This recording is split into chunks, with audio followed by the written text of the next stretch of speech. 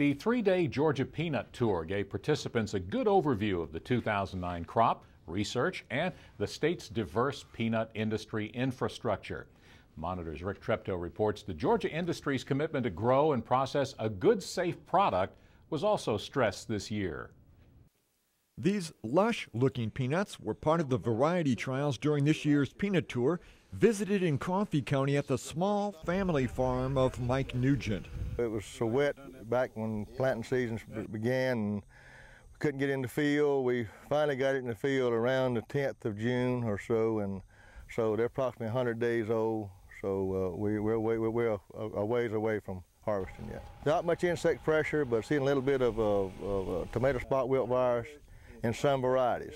The high oleic peanut varieties were of special interest to tour participant Dan SWEIGART, a staff scientist with the Hershey Chocolate Company.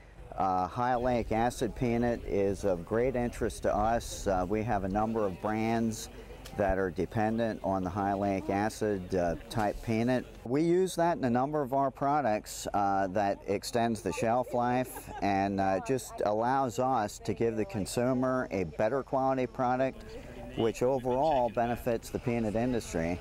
130 people from 11 states and several foreign countries attended. The farm visits, scattered over the 2 days, are one of the main reasons the tour is held. But the event really gives a good overview of the importance of the Georgia peanut industry. We hope that they gain from this an opportunity for some of our constituents that do not live in peanut-producing areas. They've never even seen a peanut plant, so their whole livelihood depends on peanuts, but they've never even seen the process down here.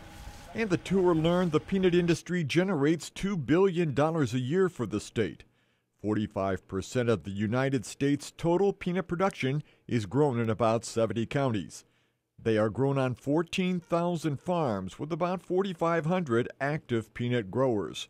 I appreciate each of you being here. There was some extra southern hospitality at the Morris Ag Service Center in Irwinville, owned by Armin Morris, a local farmer and the Georgia Peanut Commission chairman. Good hot boiled peanuts were served up to everyone.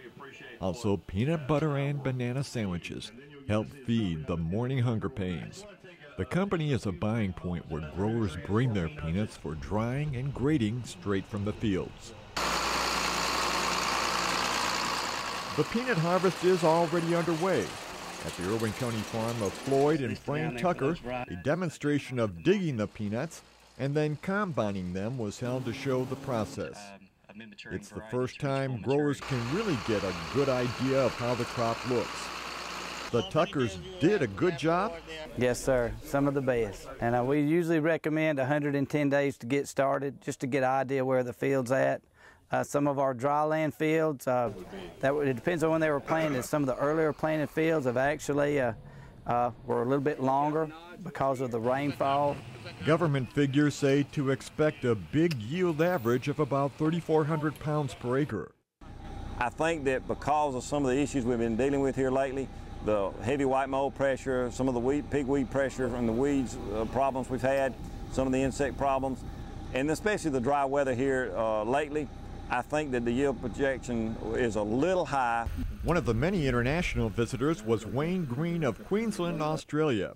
He's a 500-acre peanut grower who just wanted to see how it's done in the U.S. The competition's fairly good. Our peanuts last year averaged around $9.50 a tonne, up to $1,000, which are a top end for our very good peanuts, irrigated peanuts, of $1,600 a tonne. They're mainly confectionery and shoulder peanuts. We're struggling for water in traditional areas. We will move into bigger, larger scale farming enterprises where you'll see farmers growing 3,000 and 4,000 acres of peanuts. This year, salmonella became an issue in peanut butter in just one case. It was a concern to a group from Kraft Foods' Planters Peanut Division who learned enough to satisfy them.